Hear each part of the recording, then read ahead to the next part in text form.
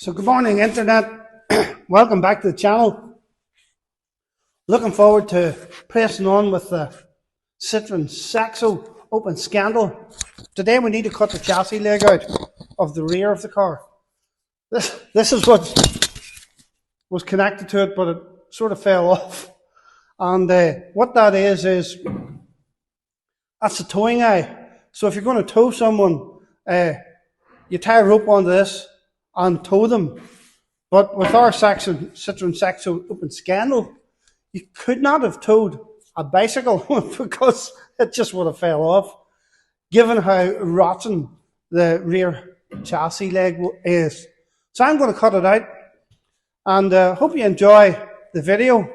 Stay tuned as we continue to restore this marvellous little car. So enjoy the video.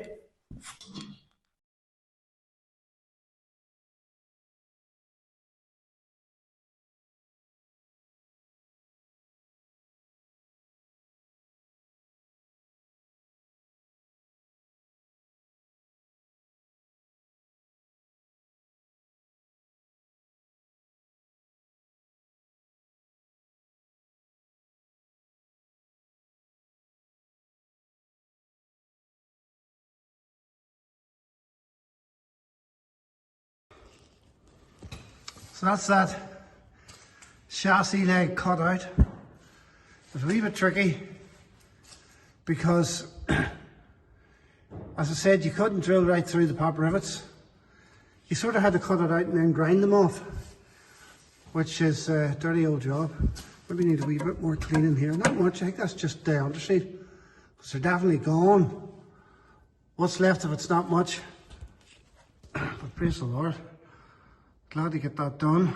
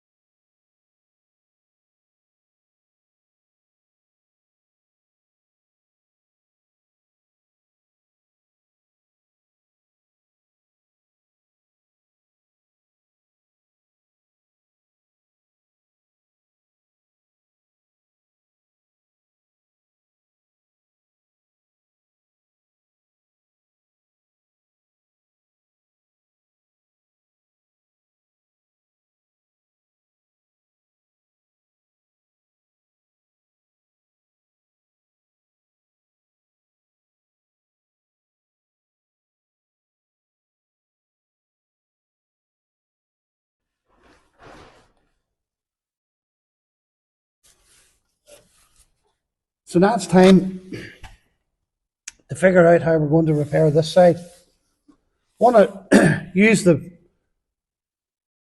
template we made for the other side to get the correct shape at the bottom here.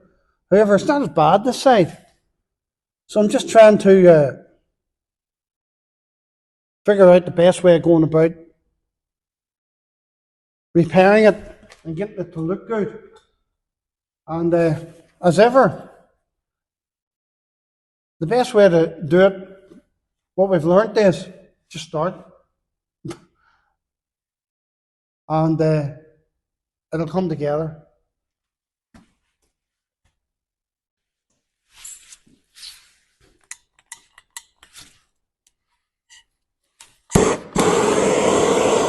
Had this wax oil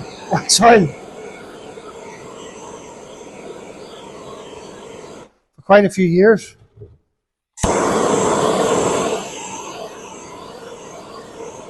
And the trouble with it is, it's more like a candle inside. It's that hard. That hole that I've cut there, definitely need to pour some wax oil into that. I think that's the best policy for it. That doesn't belong freeing it up. I see me leaving these in the hot press for a couple or 3 days, maybe even a week, and thinking to myself, oh, this is going to come out like water. It just doesn't. Not when you've had it as long as I've had this one. It's gloopy, to say the least.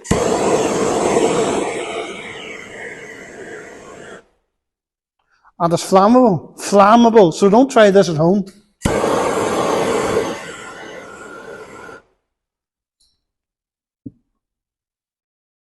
No movement yet.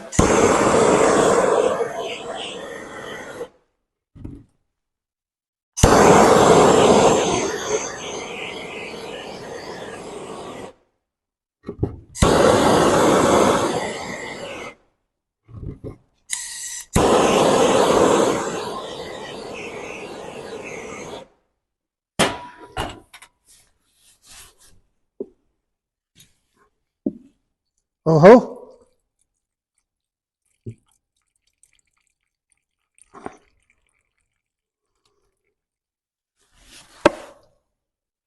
A little bit of movement. Not much.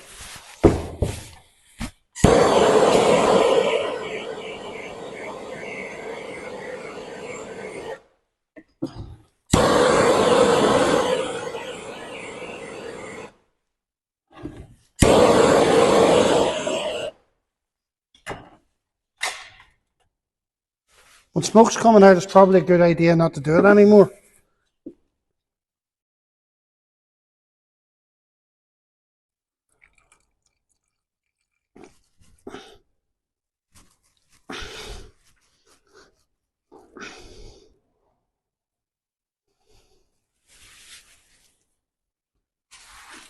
Wow.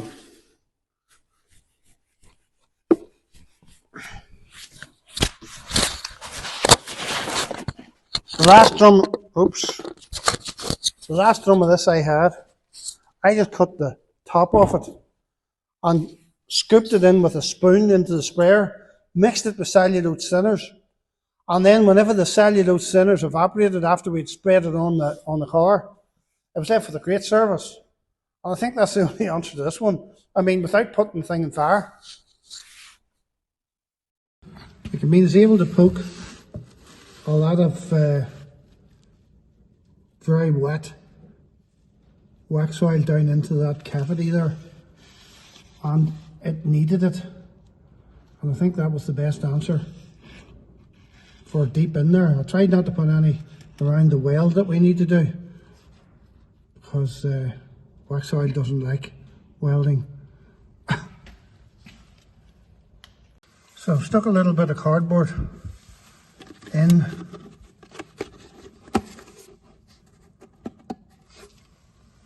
And basically got my shape. Plug weld down the left hand side. Maybe have to weld a bolt or something onto the fabricated piece to pull it out, and then spot weld it on and cut the bolt off. That's my thinking anyway. Look at that there, don't even need a magnet to hold it. How cool is that? That's that one. So now all we're left with is this really easy one. So that'll be all the bits done. Praise the Lord. Just loosely set this up in here. I think that's us. The man with the tin snips and the welder will pull this into great shape. And that's the patch is all cut. Glory to God. So inside the boot, the one that I cut for that side will more or less kill everything there. There may be a little bit up here, but I can't get at it from down below. I can't remember if it's here or here. There's somewhere it needs a little bit more work, but it's easier to do it from here. I'm pretty sure it's here. It's easier to do it from here. But this one is easier to do from the other side. And there's the patch there that we'll need to fill. And there'll certainly be a bit of sanding and stuff around the inside and repainting on the inside. But I think that's it. Just back from the barbers. All barbers now are Turkish barbers. Did you not recognise me? I know where the saying comes from now that less is more. I mean, whenever I had a bit of hair, I looked more baldy probably than I do now. I was just thinking there, I wonder will the Bobby Charlton hairstyle ever come back?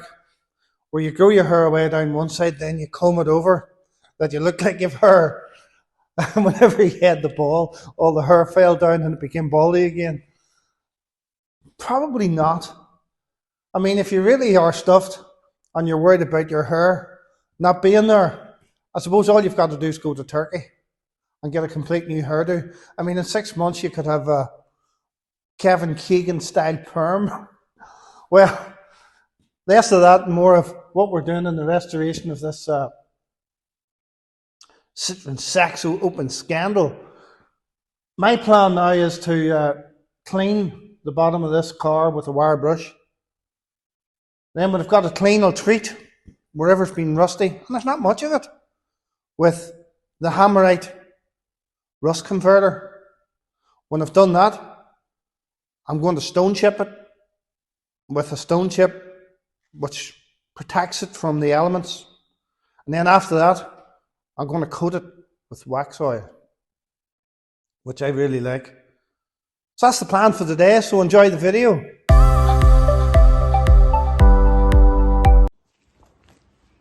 So, any area that had any sort of rust on it, I've painted with Hammerite rust converter.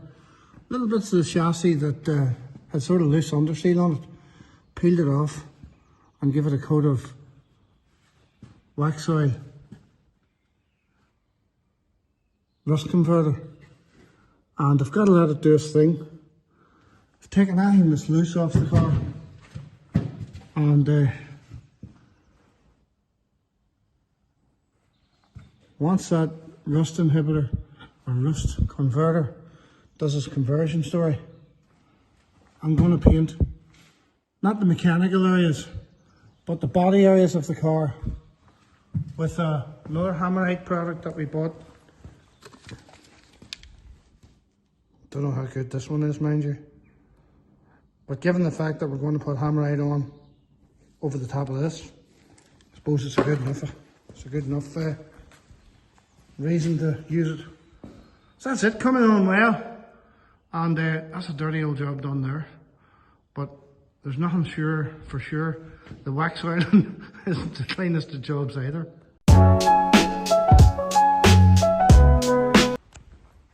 So I'll give it a coat of that Hammerite black, which hardens hard, but they recommend that you spray wax oil over it. So that's what I'm going to do, but not for 2 hours. So the wax oil I'll put more over the mechanical parts, but the physical body of the car is well protected now. After being covered with rust converter and left for 2 hours when it was wire brushed, I think it looks really good. So a coat of wax oil now really protect it. I mean, you can blow it into all the nooks and crannies with there's a hose connection on it for all that sort of awkward to get that places. I'll mix a little bit of cellulose thinners with that, which will mean it's easier to spray, and because it's easier to spray, it'll make my job a lot easier, and then the cellulose will evaporate and leave a nice finish. I've learnt that from experience. Now, this wax oil has been sitting out in the sun in Costadale, County Armagh for the last 2 hours. So what's the chances of it actually? None. It's still solid as a rock. So I have managed to get some candle wax softened up with the gas heater and a little bit of cellulose. So start giving this a coat of some wax oil.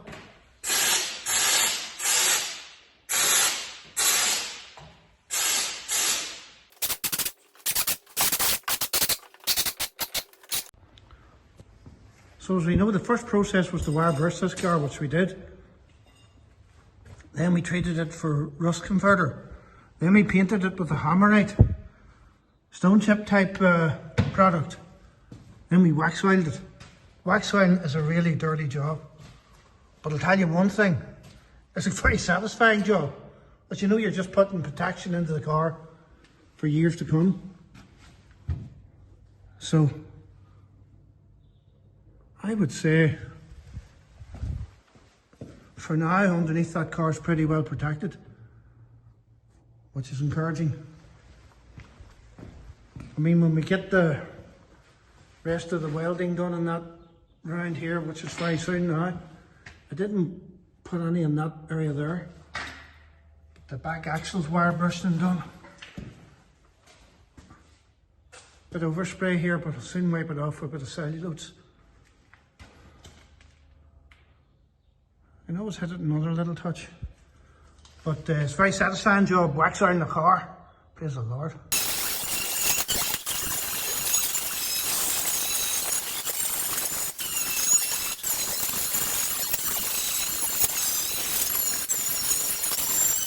Well, I forgot to push the fast mode, but anyway, that's about as much sanding as I'm going to do it. Now I'm going to coat it with the anti-rust,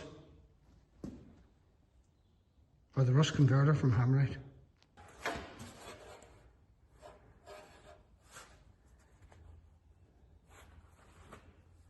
I mean, is it worth all this to clean this up?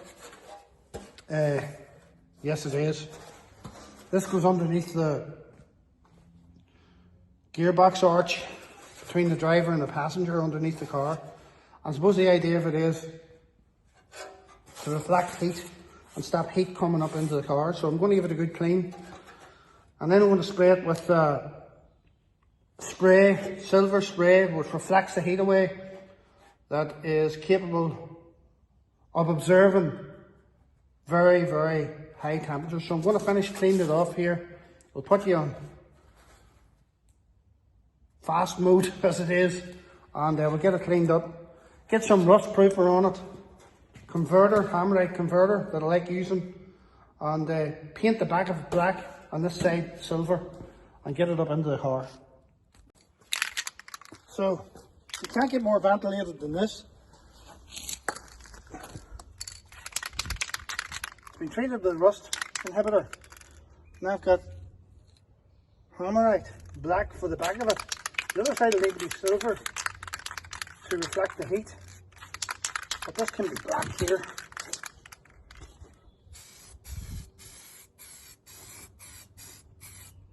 Probably take a couple of coats, but it's lovely and warm.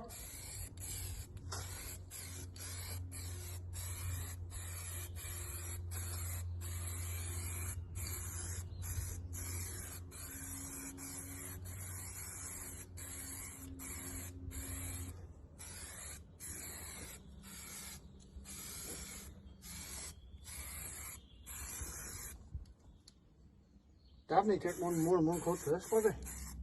This baby.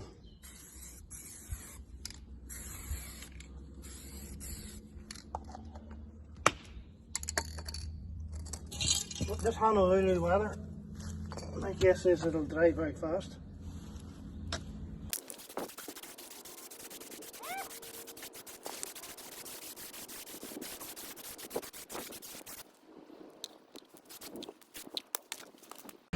So that's 3 coats of silver heat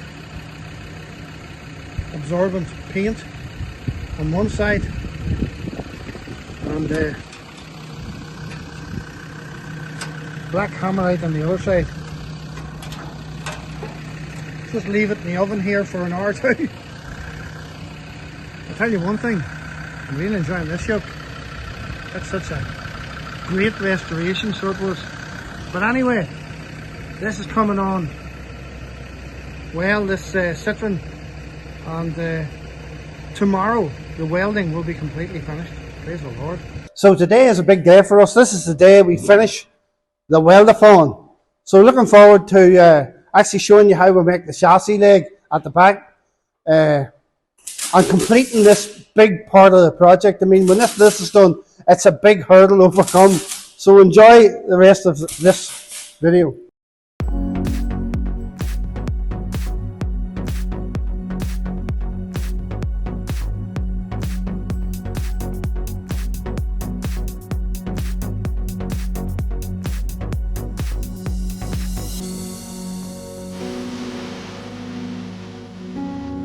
Rust converter, give it a coat of spray. And I had some heat-proof silicone, and this thing is just about falling apart. This like fire blanket that goes underneath this or heat-proof thing. So I stuck it on with heat-proof silicone. It'll be up underneath the body of the car. I think it's better on than off. And the weldathon is coming on real good. Still this side to do.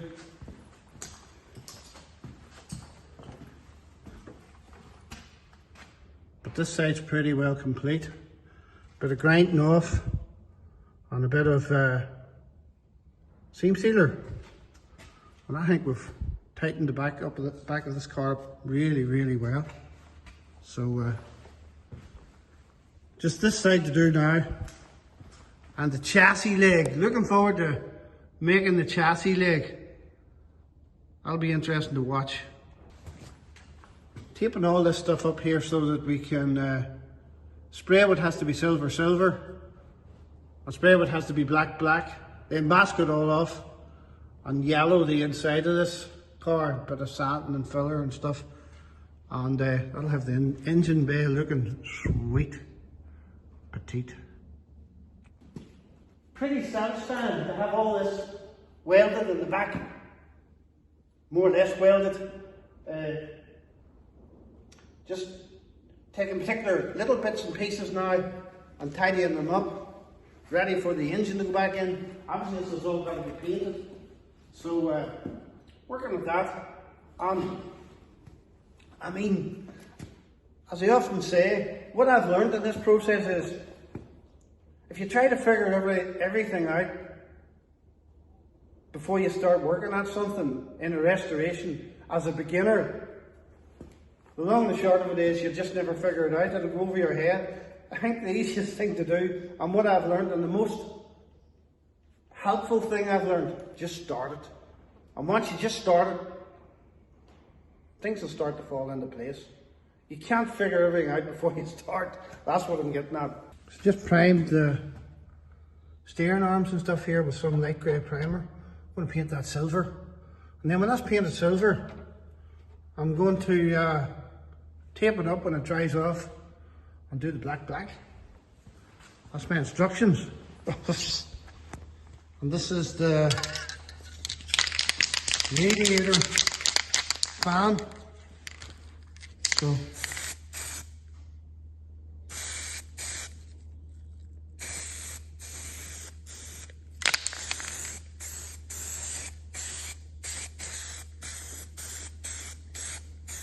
tidying it up, it's very rusty looking.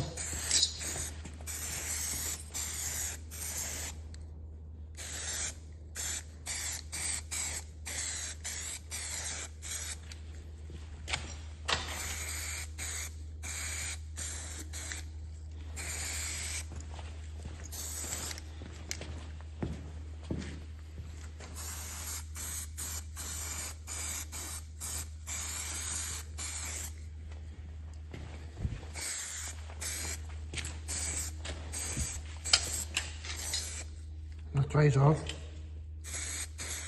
I'll do the other side. Turn it over.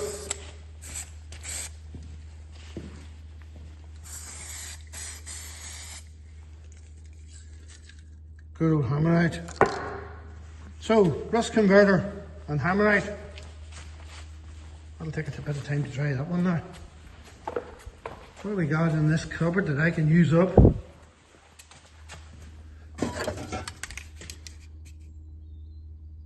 Wheel silver, that would work, wouldn't it? So that's the inner guards welded. Both sides.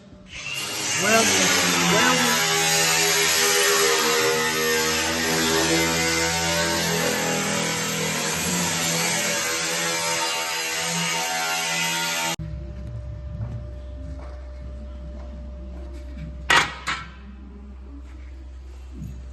So that's what ends that look. That goes down to the middle chassis leg. Yeah, the back axle. And what was this other one done? Is it flanged as well? Yeah. So you made it too long, or not? Yes. So that you can cut it to size? Yes. I'd rather make it too long and have to cut it than make it too short.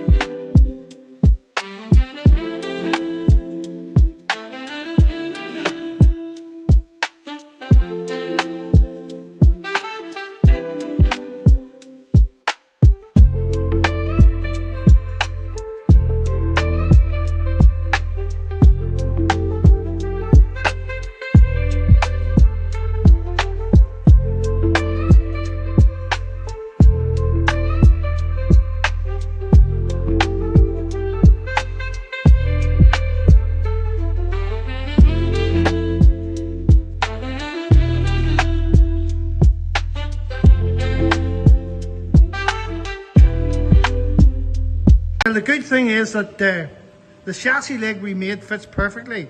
The only problem is it fits perfectly in the wrong side. So what we have now is put it up to us, offer it up. No, there.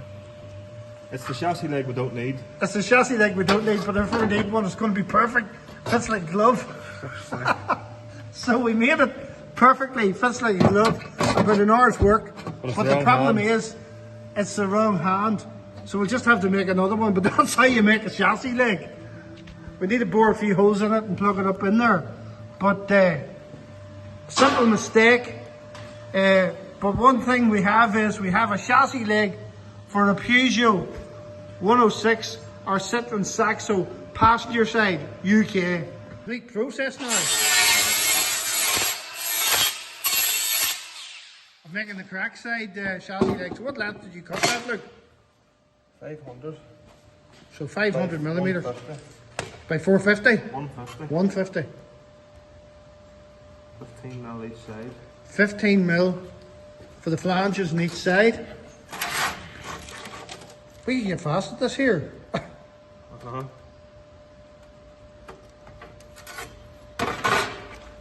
And in there, 55 each side. 55 millimetres each side.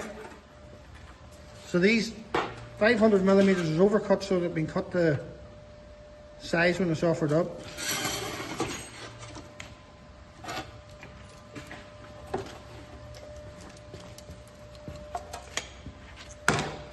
Now if we'd have needed 2 chassis legs, this would be brilliant. What about trying to do the small fold first? I don't know, look, as long as you can do the big one. Will that let us away, do you think? I don't know, son. Do you want to try it? So this is our homemade bending machine.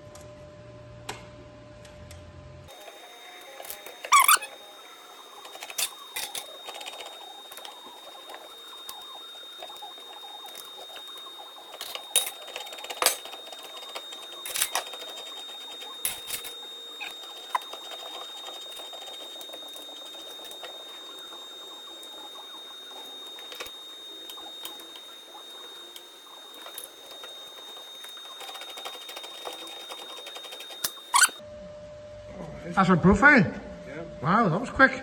That took you all of 5 minutes. Took me longer the first time.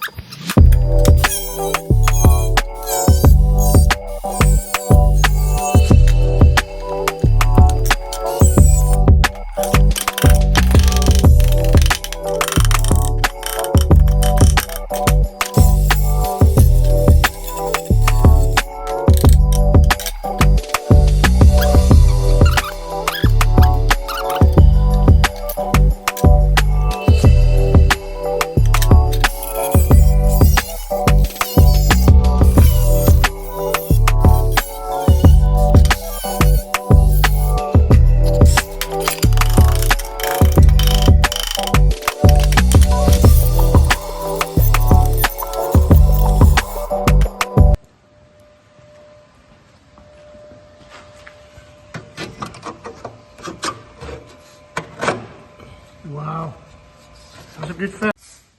So how cool is that? Welding is finished. That's how to do a chassis leg in half an hour after you made a bit of a mistake in one. Made a left one instead of a right one. Great job.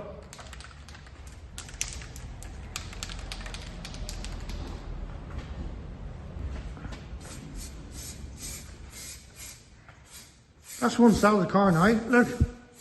Solid.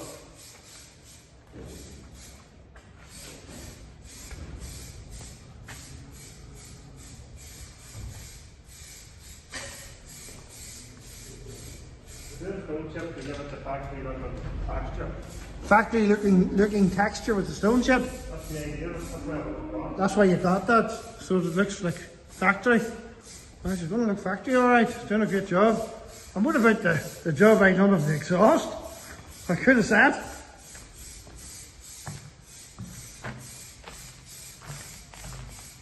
Heat resistant silver exhaust paint. Well done. So that's it. The weld-a-thon is finished, and the finishing top off was these bumper brackets, which are a real big rust part of a Citroën Saxo. Generally, they're always clean, holed out and rotted. But we got new ones that holds everything really square and true at the front of this car. New panels are in. I'm going to do a bit more masking off here, mask that silver off, paint the rest of the black, then prepare this whole car for primer and sand it down and have the whole thing ready for its final coat of yellow. We have put some stone chip on this car, but we wanted to put textured stuff on to match the factory. However, what we got turned out to be smooth, so it'll just mean putting some more on over the top of it. That is factory, a rougher surface, and that's the stone chip finished. I mean, we're so pleased to have got this way. This is a big hurdle, a big thing for us. We're not used to doing this much welding on a car ourselves. Maybe that's got somebody else to do it, but we've done this one ourselves, and it's built our confidence up. It's like everything else I often talk about. Don't try and figure it all out before you start. Just start. I mean, I heard a story one time where this guy asked a pilot back in the 80s. He looked at all the clocks and dials that he had on the cockpit of the airplane. He says, "How do you watch all them dials?" And the pilot says, "Well, just one at a time." So that's the secret, I suppose, to completing any project, is don't overthink it. Do what you know to do, one at a time. And don't overload yourself, or you'll finish up with a car that sort of never gets finished, and eBay's full of those, and you lose your passion. So with passion still high, We had a great day yesterday, and we're so happy to have the Welding completed. So at the Classic Car Show, one of the YouTubers I met, he's not only a YouTuber, he's a famous actor, Gary Mavers or Mevers. I mean, he was in Peak Practice and Casualty and various other movies and stuff. And but he's a YouTuber, and he's very enthusiastic about his classic cars. And he was totally that passionate. He was inspirational, to be fair.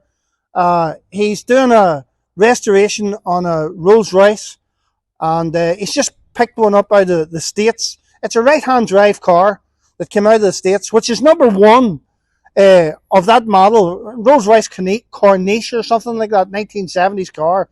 And I mean, he's so enthusiastic about it. It was totally inspirational. His YouTube channel is Classic Obsession, or something like that, Guy Mavers. And I'd encourage you to watch him.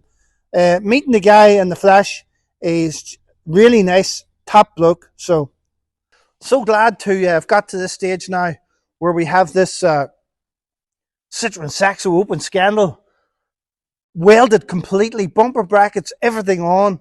I mean, it has been pretty fast, and for amateurs, and we're really pleased with how it has turned out. Look, it's been amazing, and we're excited now to look forward to getting this car on the road for this beautiful weather. We're having some beautiful weather, and they're looking forward to a summer blasting around the roads, taking it to the coast, and enjoying the fruit of our labour, and hopefully encouraging you to push on with your projects, or if you've got a passion for it, to give you confidence to do what we're doing and enjoy it. That's what it's all about. So we had a wonderful day yesterday at the Classic Car Restoration Show in Birmingham. We flew out yesterday morning at 10 to 7 or something, and we were home last night at 6 o'clock flight, home at about 6:45.